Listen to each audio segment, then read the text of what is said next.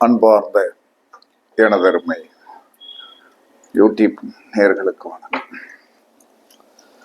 இது ஒரு ஜாதகத்தில் நாம நற்கர்மாவை அனுபவிக்க பிறந்தோமா அல்லது தீய கர்மாவை அனுபவிக்க பிறந்தோமா அல்லது பேர்வாதி நல்லதும் பேர்வாதி கெட்டதும்.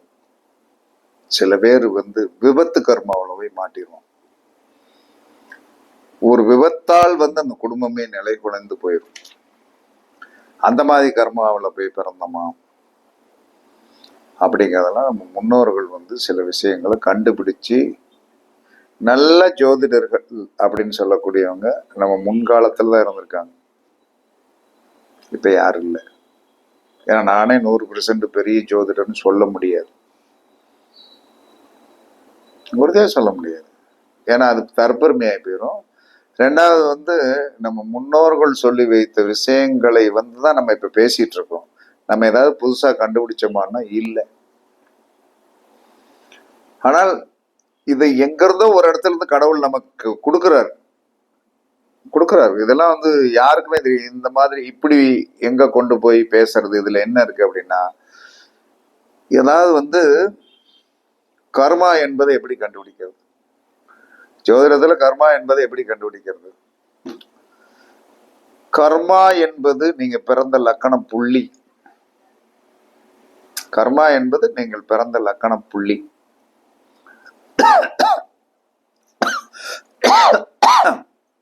நான் கர்மாவை பத்தி பேசும்போது அத்தனை பேரும் இன்னைக்கு நீங்க தெரிஞ்சுக்கிடுவீங்க. அது பொறையற தஞ்சியும் விடாது. என்ன காரணம்னா, ஒரு மனிதனுடைய கர்மாவை தெரிஞ்சுக்கணும். நீ நற்கர்மாவுக்கு பிறந்தையா? 4 விதமான கோட்பாடை பிரிச்சுட்டான். யோகமான கர்மாவில் பிறந்தவனு இருக்கான், 2 அசுவம் பாவத்துல பிறந்தவனு இருக்கான், விபத்து துர்மரண கர்மான்னு ஒண்ணு இருக்கு, கடுமையான நோய், விபத்து, சொல்ல முடியாத வேதனை. இதெல்லாம் மனித வாழ்க்கையில் இருக்குது. ஒரு நண்பர் சொல்றார், 20 வருடமாக மனைவியால் கஷ்டப்பட்டேங்க. 20 வருடமாக. எல்லாரும் என்ன சொல்லுவாங்க, 20 வருஷம் நல்லா சந்தோஷமா தாயா இருந்தா, இறந்து போயிட்டாயா அப்படின்னு சொல்லி ஃபீல் பண்ணுவாங்க.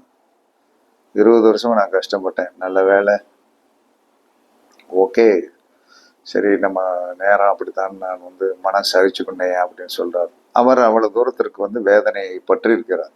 வேதனைப்படலைன்னா சொல்ல முடியாது இல்லையா? அப்ப ஒவ்வொருத்தருக்கும் என்ன சொல்றாங்கன்னா ஒரு கர்மா இருக்கு. அந்த விதத்தில் என்ன கர்மா என்பதை பார்ப்போம். உங்களுடைய லக்கணம் புள்ளி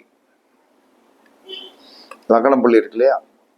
இதை எப்பயுமே தெளிவாக போட கற்றுக்கொள்ளுங்கள். 4 பாதத்துல ஒரு பாதமாக இருந்தாலும் அது அந்த நட்சத்திரம் தான். இப்ப சித்திரை அப்படின்னா சித்திரை தான். அதற்கு அடுத்து ஒரு ஜாம்பவான் ஒருத்தர் இருக்கார். அவர் எத்தனாம் இடத்துல இருக்கிறாரு, இங்கிருந்து எண்ணி பார்க்கும்போது எத்தனாவது நட்சத்திரம் என்பதை நாம தெரிஞ்சுதான் என்ன சொன்னா உத்தரவாதமான பதில் சொல்ல முடியும். அந்த விதத்தில் என்ன சொல்றான்னா, நம்முடைய லக்கண புள்ளி அப்படின்னா லக்கணம் லானா போட்டிருக்கும் இல்லையா? லானா, நல்ல லானா போட்டிருக்கும். சில இடங்கள்ல லானா போடுவாங்க, சீனாவும் லக்குன்னு போடுவாங்க, லானாவும் இக்கனாவும். எல்லாரும் பிரிண்டிங்ல இப்ப எழுத ஆரம்பிச்சதுனால அவ்வளவு விசேஷம் இல்லை. எந்த ஜோதிடரையும் கையால் எழுதி தர சொல்லுங்கள், அது நல்லது. அன்னைக்கு ஜாதக கட்டத்தை கொண்டு நோட்டை கொண்டு மஞ்சள் தடவி பார்த்த காலத்தில் எல்லோரும் செழிப்பாக இருந்தோம். இன்னைக்கு அப்படியே வர்றான், ஒரு கரும் பேப்பரை கொண்டு வரான். வேணாம் சார், ப்ளீஸ் டேட் ஆஃப் பர்த்தை குறிச்சுக்கிடுங்க சார் அப்படிங்க. குறிச்சுக்கிட்டேன்னு சார் நீங்க போடுங்க சார் அப்படிங்கிறான். தலைகீழாக மாறிவிட்ட காரணத்தினால், தலையை வைத்து நடக்க ஆரம்பிச்சதுனால மனுஷனா இது என்னடா அப்படிங்கிற தெரியல. தலை கரெக்டா இருந்தீங்கன்னா நீங்க நல்லாவே இருப்பீங்க. பிரிண்டிங் பேப்பர்ல ஜாதகத்தை பிரிண்ட் பண்ணாதீங்க. இன்னைக்கு வரைக்கும் நான் ஜாதகம் எழுதி கொடுத்துட்டு தான் இருக்கேன். சில நேரங்களில் என்னால் முடியாதுங்கிறதுனால எழுத முடியாதுங்க. இப்பயும் ஒரு 500 ஜாதகம் பிரிண்ட் பண்ண கொடுத்துருக்கேன். 500 ஜாதகம், என்னென்ன கர்மாவில் பிறந்தவன் என்னென்ன சாமி வச்சிருக்கணும்னு ஒரு பிரிண்ட், 8 விதமான சாமி போட்டு அடிப்பேன்.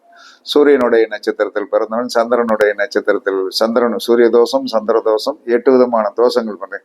என்னென்ன பேப்பர், என்னென்ன சாமி வந்து அந்த அட்டையில இருக்கணும் அப்படிங்கிற விதிமுறைப்படி அடிப்பேன். அதாவது நம்மளால முடிஞ்ச வரைக்கும் அந்த இந்த கட்டத்தை தூக்கி பார்த்தோன்னே நமக்கு இந்த தோஷமா, ஓகே அப்ப இந்த சாமியை வணங்கணும் அப்படிங்கிற ஒரு ஆதிபத்தியத்தை வந்து கண்டிப்பாக வந்து நான் வச்சிருவேன். முடிந்தவரை அதுல 25% கர்மா குறை. ஒரு ஜாதத்தை தூக்கி பார்த்தோன்னா சூரியனுடைய தோஷம் இருக்கு, சிவனுடைய படம் இருக்கு, அப்பன் காப்பாற்றப்படுவான். சந்திர தோஷம் இருக்கிறது, பெண் தெய்வத்தோடைய படம் இருக்கணும், அப்ப தாய் காப்பாற்றப்படுவாள். செவ்வாய் தோஷம் அப்படின்னா முருகனுடைய படம், வள்ளி தெய்வானோட இருக்கணும், அவனுக்கு கல்யாண வாழ்க்கையும் பாதிக்காது, இளைய சகோதர சகோதரிகள் தொந்தரவு இருக்காது. ராகுவுடைய புதனுடைய தோஷம், திருப்பதி பெருமாள் இருக்கணும், அப்பதான் அவனுக்கு பொண்டாட்டி பிரச்சனை, டைவர்ஸ் பிரச்சனை வராது, பிரிதல் வாழ்க்கை வராது. அதற்கடுத்து வந்து என்ன சொன்னா வந்து குரு என்று சொன்னால் 18 சித்தர் படம் போட்டிருப்பேன். குருவுடைய தோஷத்துல போய் பிறந்தாங்க, ஏன்னா பிள்ளையால தரத்திரம் வராது, பெரும்பட தோஷம் வராது. சுக்கிரனுக்கு வந்து மகாலட்சுமியை போட்டிருப்பேன். அப்ப மகாலட்சுமியை பார்க்க அவனுக்கு கல்யாண வாழ்க்கை பாதிக்கப்படாது, அவன் ஜாதத்தை தூக்கி பார்த்துக்கிட்டே இருக்கணும். அதுக்கடுத்து சனிக்கு வந்து என்ன சொன்னா பஞ்சமுக விநாயகர் படம் போடும். ராகுவுக்கு எந்த ஒரு திருச்சி பக்கத்துல சமயபுரம் மாரியம்மன் இருக்கு இல்லையா, கொடையை பாம்பு வந்து கொடை கணக்க பிடிச்சிருக்கும், அந்த போடணும். ஓகேவா? அப்ப வந்து 8 விதமான கர்மாக்களை வந்து என்ன சொல்லலாம்னா நம்ம ஜாதக ரூபத்துல வந்து கரெக்ட் பண்ணி அந்த ஜாதகத்தை அந்த குழந்தைகளுக்கு அந்த ஜோதிடர் கையால் எழுதி கொடுத்தால் அந்த ஜாதகம் எழுதும் போதே 25% கர்மா கழிக்கப்படும். 100ல 25%, 75 தான் கர்மா இருக்கும். அந்த 75% கர்மாவே நம்ம எதது மூலமாக தீர்க்கணும், வழிபாடு, போக்குவரத்து, தர்மம் இதெல்லாம் தீர்த்துட்டு 25% தீர்க்க முடியாது. 75% வாழ்க்கையில தீர்த்தலாம், 25% வந்து நீங்க தீர்க்கலாம் முடியாது, அதை அனுபவிச்சுதான் ஆகும். இப்படி ஒரு சூத்திரம் இருக்குது. இப்ப நம்ம கதைக்கு வருவோம். நம்ம என்ன கர்மாவில் பிறந்திருக்கோம் அப்படிங்கிற இதை நம்ம கண்டுபிடிப்பதற்கு நம்முடைய லக்கண புள்ளி நின்ற நட்சத்திரத்திலிருந்து சனி நின்ற நட்சத்திரம் வரைக்கும் என்னங்க, லக்கண புள்ளி நின்ற நட்சத்திரத்திலிருந்து சனி நின்ற நட்சத்திரம் வரைக்கும் வந்து 1 வந்தால், 5 வந்தால், 9 வந்தால். 1னா என்னது, நம்மளோட லக்கண புள்ளியிலேயே சனி நின்றார்னா அது 1. லக்கண புள்ளிக்கு 5ல சனி நின்றால், லக்கண புள்ளிக்கு 9ல் சனி நின்றால், அப்ப அது என்ன கர்மா, சுபகர்மா. சார் 27 நட்சத்திரமுக்கு 27 நம்பர் வருமே அப்படின்னு சொல்லுவீங்க. நீங்கள் வந்து 1 அப்படின்னு சொல்லிட்டு 10ல் இருந்தால் 9 கழிச்சா என்ன வரும், 1 வந்துருமா? சரி, 14ல இருந்தா 14ல இருந்து 9 கழிச்சா 5 வருமா? அதுவும் சுபகர்மா தான். அதே சமயத்துல 9 என்பது 9 அப்படின்னு சொல்லி வரும்போது 9 9 18 அப்படின்னு சொல்லி வரும்போதும் அதுவும் சுபகர்மா தான். அப்ப ஒவ்வொரு மனிதனும் நம்மளுடைய லக்கண புள்ளி நின்ற நட்சத்திரத்திலிருந்து சனி 1 5 9ல் வந்தால் யோக பிறப்பு அப்படின்னு எடுத்துக்கிடுது. யோகத்துக்கு பிறந்தவங்க கண்டிப்பாக வந்து வாழ்க்கையில வந்து சில பிரச்சனைகள் இருந்தாலும் சக்சஸ் பண்ணிடுவாங்க, வாழ்க்கையில தரமா வாழ்ந்துருவாங்க. சரி, இதெல்லாம் எனக்கு வந்து சரியா தெரியல அப்படின்னா ஜாதகத்தை அனுப்புங்க, ஜாதகம் பார்த்து ஜாதகத்தையும் பார்த்துடலாம், நம்ம இந்த விவரத்தையும் கேட்டுடலாம். ஜாதகத்தை அனுப்பாமலே 100 ரூபா வந்து தெச்சனை அனுப்பாதீங்க. கடைசியில் அந்த 100 ரூபா தெச்சனை அனுப்புன அம்மா யார் தெரியுமா? எல்லாரும் படிச்சு பார்த்துருப்பீங்களா? அதான் ஒரு 1000 சொச்சம் பேர் படிச்சுட்டான். அவன் ஏற்கனவே தெரிஞ்ச பிள்ளை, பாண்டிச்சேரி பக்கத்துல இருக்கிற ஒரு ப்ரொஃபசர், தமயந்தின்னு பேர். ஆனா வாய்ப்பேவில் எனக்கிட்ட ஏற்கனவே தெரியும், என்கிட்ட நிறைய பேசியிருக்க நீ வந்து உனக்கு கல்யாணம் ஆகி டைவர்ஸ் ஆயிடுச்சு, ரெண்டாவது மாப்பிள்ளைக்காக வெயிட் பண்ணிட்டு இருக்க, மிருகசீரிட நட்சத்திரம். அவன் என்கிட்ட சொல்றா, இன்றோடு என்னுடைய சாபம் தீர்ந்தது அப்படிங்க. நான் சொன்னதுனால சாவு. அறிவிட்டவள மிருகசீரிட நட்சத்திரத்துல போய் பிறந்தா 24வது நட்சத்திரம் வந்து அசுவதி. அன்னைக்கு பரதேசம் போற நட்சத்திரத்துல போய் என் கூட சண்டை போட்டேன்னு நான் பரதேசம் போவேன், நீ பரதேசம் போவியா? பாருங்க, படிச்ச முட்டாள். அதுக்கு பிறகுதான் நம்ம நிதானமாய் என்னடா இந்த நம்பர் யார் தெரிஞ்ச நம்பர் இருக்கு அப்படின்னு பார்த்தோமா, தமயந்தின்னு வந்திருக்கு. இப்படிப்பட்ட பூமுட்டைகள்லாம் வந்து என்ன சொல்லலாம்னா அரைச்சோசியம் பிடிக்கிறது, காச்சோசியம் பிடிக்கிறது. அப்ப 100 ரூபாய் அனுப்பிட்டு என்னை வந்து என்ன சொன்ன அடிமைப்படுத்துவது. எப்படின்னா, ஒருத்தருக்கு டீ வாங்கி கொடுத்தா, நமக்கு இன்னொருத்தர் டீ வாங்கி கொடுத்தா அவருடைய தப்பை வந்து நம்ம வந்து தட்டி கேட்க முடியாது. உண்மையாலே ஒருத்தர் சோறு வாங்கி கொடுத்துட்டாரு, அவர்கிட்ட இருக்கிற குறைகளை நாம் சுட்டி காட்ட முடியுமா? இதனால யோசனை பண்ணி பாருங்க. பண்ண முடியாது. நான் 4 பேருக்கு டீ வாங்கி கொடுத்துட்டேன், வந்த நேரம்லாம் டீ வாங்கி குடிச்சிட்டு இருந்தேன்னா என்னை எவனாச்சும் குறை சொல்லும் போது என்கிட்ட உண்மையாவே குறை இருந்தாலும் உங்களுக்கு எரிச்சல் வரும். ஏன் எப்படி பேசலாம்? ஏன்னா அந்த உப்பு வந்து உன்னை பேச வச்சிடும். இதெல்லாம் யாருக்கு தெரியாதுல்ல, தெரியும். இந்த மாதிரி கர்மாவில் மாட்டிக்கிடுவாங்க. அப்ப என்ன சொல்லலாம்னா, நம்மளுடைய லக்கண புள்ளியிலிருந்து 1-5-9 வந்து சனி இருந்தால் யோகம். லக்கண புள்ளியிலிருந்து 2-4 இருந்து வந்தால் அசுப கர்மா. இன்பமும் இருக்கும், துன்பமும் இருக்கும்.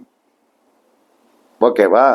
நம்மளுடைய லக்கண புள்ளியிலிருந்து 3-7 இருந்தால், 3 என்பது என்ன சொல்ற, 3வது நட்சத்திரத்தில் இருந்தாலும் 12வது நட்சத்திரத்தில் இருந்தாலும் 19வது நட்சத்திரம் 3க்கு அடுத்து வந்து 12, 12 9 21வது நட்சத்திரத்தில் இருந்தாலும் அது துர்மரண கர்மா.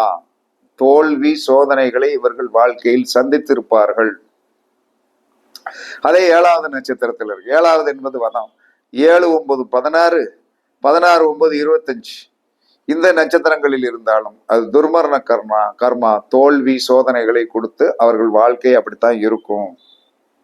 அதற்கடுத்து லக்கண புள்ளியில நட்சத்திரத்தில் இருந்த 6வது நட்சத்திரத்தில் இருந்தாலும் 15வது நட்சத்திரத்தில் இருந்தாலும் 24வது நட்சத்திரத்தில் இருந்தாலும் அவர்கள் கடுமையான நோய், விபத்து, சொல்ல முடியாத வேதனைகளை அனுபவித்துக் கொண்டிருப்பார்கள்.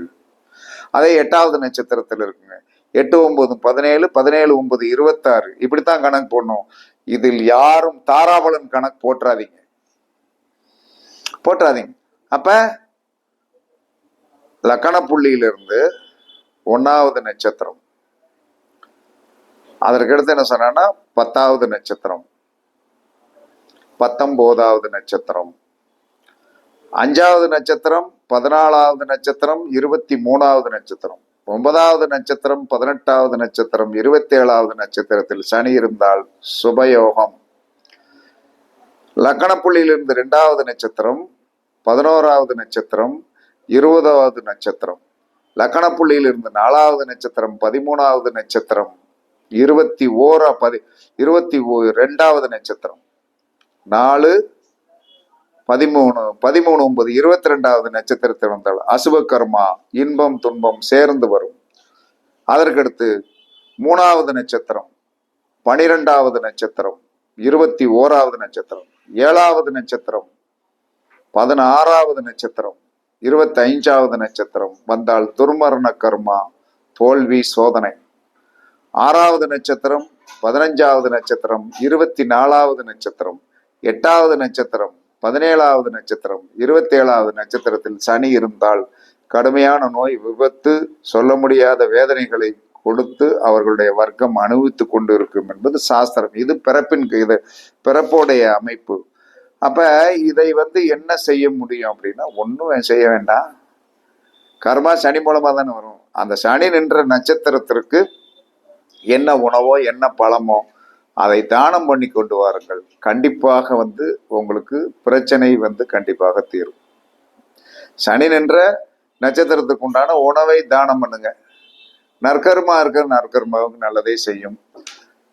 அப்படி நீங்கள் தானம் பண்ணினீர்கள் என்று சொன்னால் உங்களுடைய வாழ்க்கையில் வந்து வருகின்ற இழப்பீடுகளை தவிர்க்கலாம். இல்லைன்னா தவிர்க்க முடியாது. அதனால வந்து என்ன சொன்னா கவனமாக இருக்கணும். இதெல்லாம் ஜோதிடத்தில் முன்னோர்கள் சொன்ன ரகசியம். பரிச்சித்து பாருங்கள். யாரும் டென்ஷன் ஆக வேண்டாம். ஒரு மனசத்தின் படபடப்பு இருக்குத்தான் செய்யும். அப்ப நம்ம என்ன செய்யணும்னா, இதற்கு மேல நீங்க வந்து என்னிடம் தொடர்பு கொண்டு பேச வேண்டும்னு ஜாதகத்தை அனுப்புங்க. அனுப்புனீங்கன்னா இதோடு சேர்த்து வந்து உங்களுக்கு இருக்கிற டவுட்டும் கிளியர் ஆயிரும். ஜாதகமும் நம்ம இதுதான் கர்மா அப்படின்னு பேசிடலாம். 1000 ரூபாயோட உங்களுக்கு பிரச்சனை முடிஞ்சு போச்சு. பரிகாரம் என்பது அது உங்களுடைய தனிப்பட்ட விருப்பம் தான். என்னுடைய கம்பல்சரியாக கண்டிப்பாக இருக்காது. அது நான் செய்ய மாட்டேன் அப்படின்னு கூறி பரிசித்து பாருங்கள், வெற்றி பெறுங்கள் என்று கூறி உங்களிடமிருந்து விடைபெறுவது சிப்பிப்பாறை ஜோதிடர் சாதி ராகவன் ஜெயபாலாஜி. சுகமே சொல்க, சுகமே சொல்க. வாழ்க வளமுடன், வாழ்க வளமுடன். வணக்கம், வணக்கம், வணக்கம்.